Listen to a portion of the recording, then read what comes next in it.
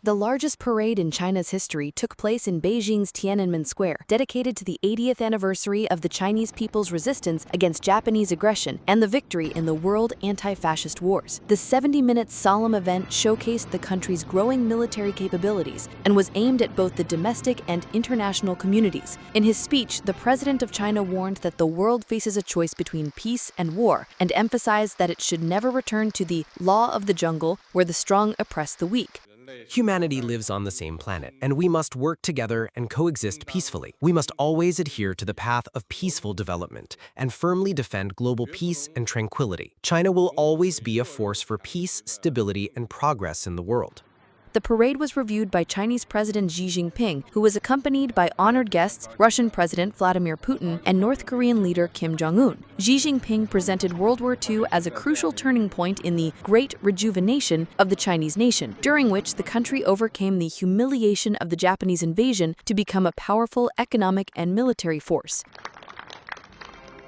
The parade consisted of two parts, a review of the troops by the president and a ceremonial march of the troops. Organized with a military-era command system, the event included thousands of soldiers, over 100 aircrafts, and hundreds of units of ground equipment and artillery.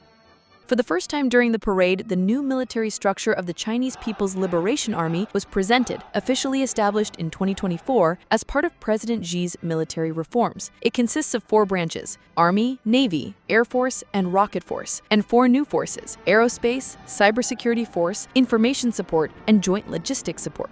With the participation of 3 dozen leaders, the parade showcased state-of-the-art military equipment, including hypersonic missiles, unmanned aerial vehicles, new-generation tanks, and long-range artillery systems. Ground, underwater, and airborne assault units were displayed, emphasizing the Army's ability to adapt to the changing nature of warfare in the modern world. The display concluded with the release of 80,000 doves of peace and colorful balloons, symbolizing China's commitment to peace. For Chinese citizens, the parade was an occasion for pride and excitement. Many noted how powerful the country had become, transforming into one of the leading global powers. My heart is throbbing with excitement. This makes me feel that after the founding of New China, starting from being very weak, we now have a complete foundation to become a powerful nation, whether in economics or national defense. The hardships of the War of Resistance 80 years ago remind us that we must remember history. Looking forward, we must work even harder to defend the peace of our country. In a social media post, the President of the United States congratulated China, but did not hide that his main question was whether his country's name would be mentioned among the victorious nations of World War II during the parade. The main question is whether Chinese President Xi Jinping will remember the enormous support and blood that the United States gave to China to help it achieve freedom.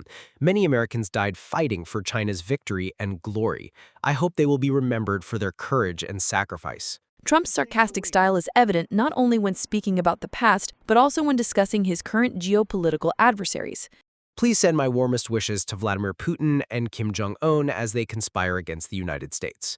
Putin's assistant, Ushakov, said that the leaders of Russia, China, and North Korea had no such conspiracies in mind as Trump claimed. Putin told Kim Jong-un that their relations are special and invited the North Korean leader to Moscow.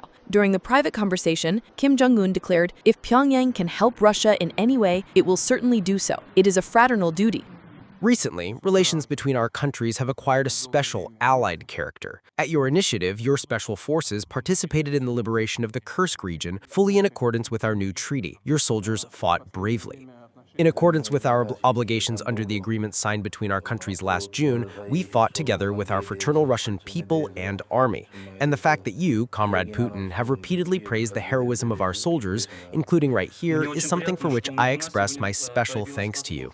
By the way, it was probably after this meeting that the video spread showing Kim Jong-un's security personnel cleaning all traces after his departure, even fingerprints from a cup. Another intriguing moment was the Putin-Aliyev meeting in Beijing. Against the backdrop of strained Russian-Azerbaijani relations, many were waiting to see how the leaders would interact. And then Peskov said that Putin and Aliyev greeted each other but would not engage in conversation. The war of resistance of the Chinese people against Japanese aggression was the longest in the World Anti-Fascist War. Japan officially surrendered on September 2, 1945, and China declared September 3rd as Victory Day. This was the second time since 2015 that China held a parade on this occasion.